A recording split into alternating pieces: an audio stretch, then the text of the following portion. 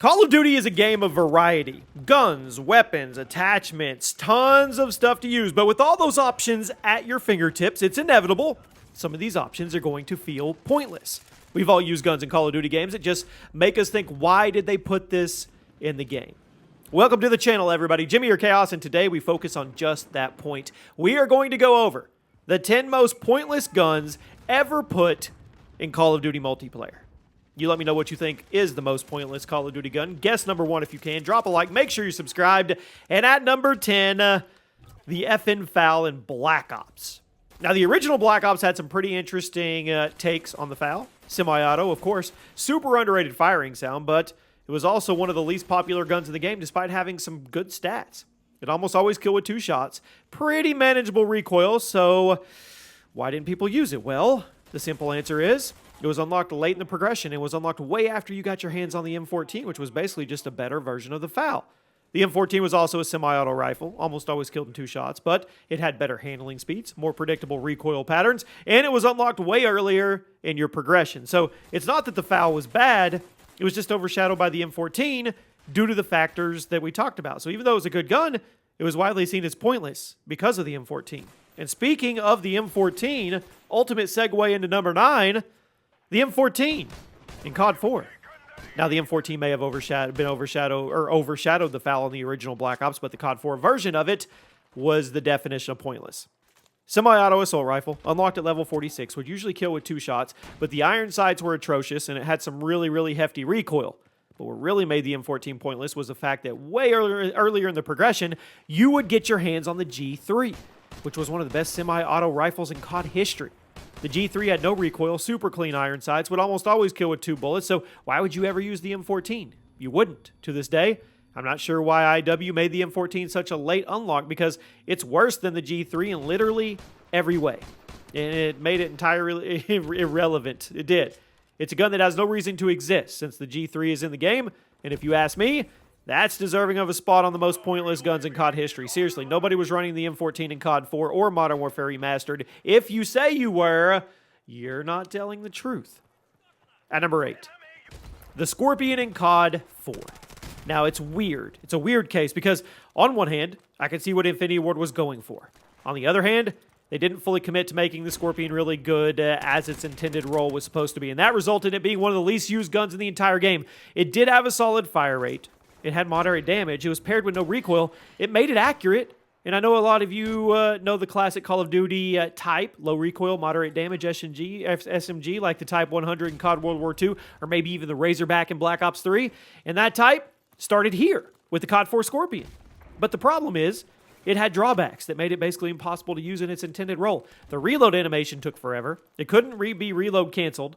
And since it only had 20 rounds in the mag and there was not an extended mag attachment to it, you were constantly going to be getting shot during your reload animation. Now, that low recoil, moderate damage type we talked about, it needs a big magazine in order to be effective. And the Scorpion did not provide that. At the end of the day, it was kind of pointless because it was fine-tuned for a certain playstyle, but it wasn't even good at accommodating that playstyle due to the ammo capacity or the reload animation. That means it was pointless. At number 7, the ISO in Modern Warfare 2019. I want to be honest with you guys here for just a second, if you don't care.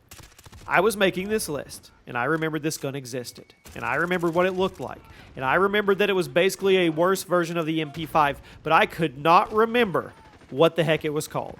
I had to go to the Call of Duty wiki to figure out what this thing was called because that's how pointless it was.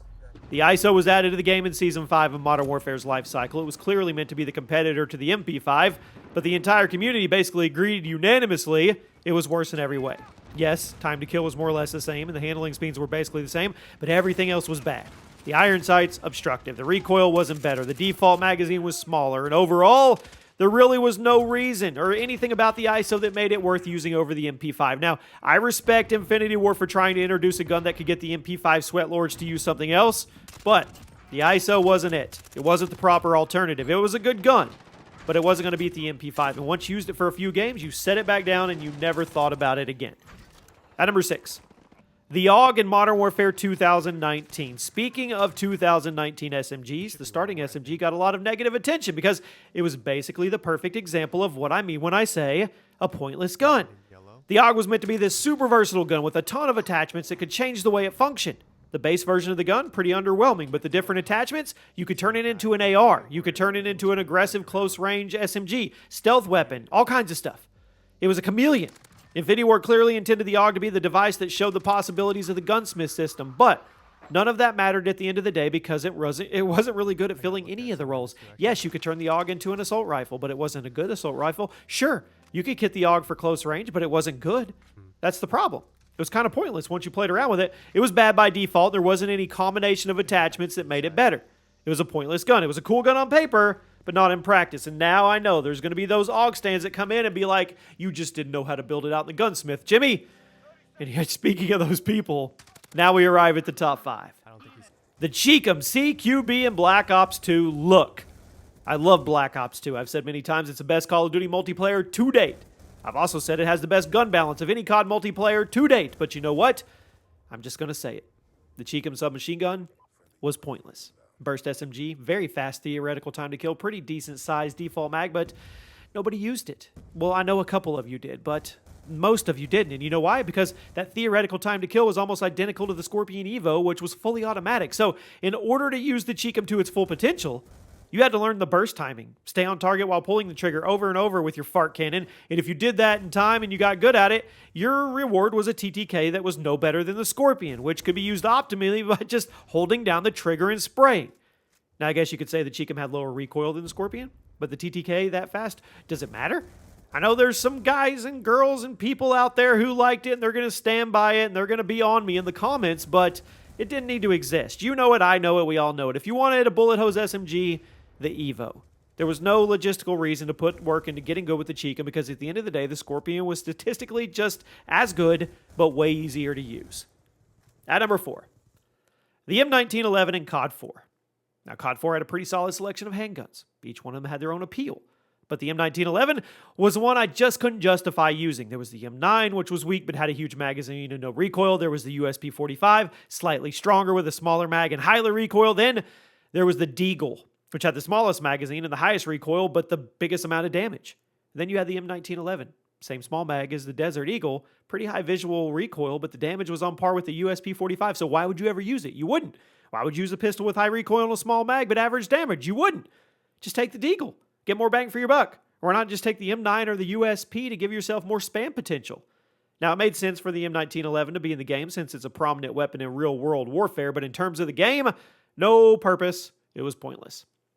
At number 3, the P99 in Modern Warfare 3 2011. Now, I do want to immediately offer an olive branch to this gun by saying it had a pretty cool design, very slick reload animation, but other than that, pointless. Second handgun you unlocked in Modern Warfare 3. Compared to the other handguns at your disposal, it was basically a gun with no purpose or unique traits. Lower recoil than the USP, higher fire rate cap, okay. Also had identical damage stats, so it's not like it's going to kill quicker. In little ways into the progression, you would unlock the 5.7, which was literally just the P99 with a bigger magazine. Now, same damage stats, same fire rate cap, bigger mag, meaning the P99 was literally pointless once you unlocked the 5.7. You were just handicapping yourself if you picked it over the 5.7. Maybe you like the firing sound. Maybe you like the reload animation of it. But if we're talking stats, there was genuinely no reason to use it once you unlock the other guns. It was better than the USP, sure. But it was, actually every gun, every other handgun in the game was better. So that's not really saying anything. At number 2, the M9 in Modern Warfare 2 2009. Did you even remember Circle of Trust that this was in the game? When you think of secondary weapons in the original Modern Warfare 2, you think of crazy ones, the SPAS-12, the AA-12, the Rangers, the G18. Maybe you were a classier individual like the Deagle or the 44 mag. But did you even remember that the M9 handgun was in the game? Because it was, and nobody used it because it was pointless. Dinky 9mm handgun you had to grind all the way to level 46 to unlock for some reason, basically just the COD 4 version ported over to Modern Warfare 2. It wasn't special. Didn't have any unique attachments. The time to kill wasn't memorable, and it was one of the most puzzling secondary weapons in the game. Modern Warfare 2 had some of the most insane secondaries in FPS history, so why on earth would you take an M9 into battle when you could have something like what was offered? It's not like there was any consequences for taking beefcakes like the Spaz or the Model, so why would you ever take the M9? I mean, believe it or not, though, it's only at number 2 today. Because there's one other gun in COD history that's even more pointless, and it was also in classic Modern Warfare 2. So I'm going to give you a couple seconds to try to guess what it is. 1, 2, And at number 1 today, the most pointless gun in COD history, hands down, has to be the USP-45 in Modern Warfare 2 2009. If you thought the M9 was pointless, here you go. Another dinky little handgun that somehow expected to go toe-to-toe with monsters like the Rangers and the models, but it was even worse than the M9. Had the exact same damage stats, same handling speeds, smaller mag, higher visual recoil, so tell me, why would you take this on the battlefield? Why would you ever take it with you? Even if you wanted to use a dinky handgun for some reason, why would you take the USP over the M9? The M9 was pointless on its own. The USP was somehow even more pointless, and if you were actually taking Modern Warfare 2 seriously, there was quite literally no reason to ever put either one of them in your class. So if you ask me, this is the most pointless gun in Call of Duty history. I don't think many of you are going to argue with me on here, but there may be a few. Let me know one pointless gun that we did not show any love, and I'll see you soon.